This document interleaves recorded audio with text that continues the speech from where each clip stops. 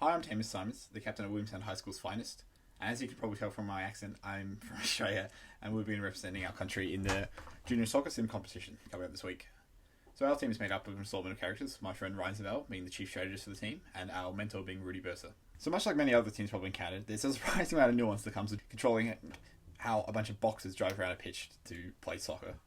So one of the major difficulties that arose with us is that due to the let's call it mathematical noise that encounters from things like the robots being bumped by other robots, it's very difficult to use some of the more technical, let's just say we planned out some more technical things to execute that turn out to be not as effective as first hypothesized. So for example, one of the major ideas that we had as a team was to use like a raycasting method to detect the ball's trajectory. So you can raycast where the ball was going to bounce off the side in other robots, in kind of similar how they use raycasting in, say, video games to detect light bouncing to find its trajectory. But it turns out that it was just simply more effective for our goalie just to track the wide corner of the ball due to too much noise and things like other robots moving around, and the ball simply being too fast for it to really be an effective projectile predictions.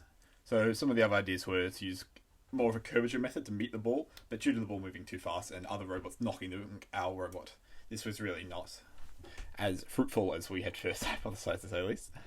So some of the strategy that we ended up using that was actually quite successful was that we noticed that a major method for which teams scored against other teams was driving the ball down the wing and kind of crossing it across the box. And to counter this technique, we used a method which I'm going to entitle the triple entente, which is basically we get three robots to basically jar themselves against the wall and just stop any efforts of the opposition pushing the ball into the goal, which is a creative solution to say the least.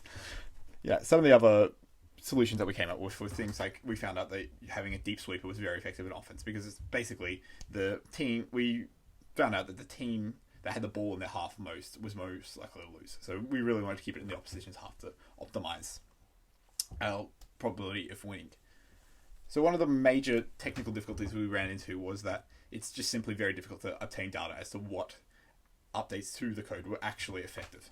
So say we could find out that we could make a change that theoretically had a 5% chance of increasing our probabilities of winning.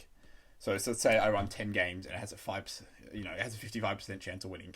The chances of it winning 7 out of that and being, statistically significant win rate is only about 27%. So you can have 73% of the time you can think that it has no effect on the game being won, and to complete, it's just an anomaly in the data. But it turns out that, there's a lot of difficulty in finding what actually works.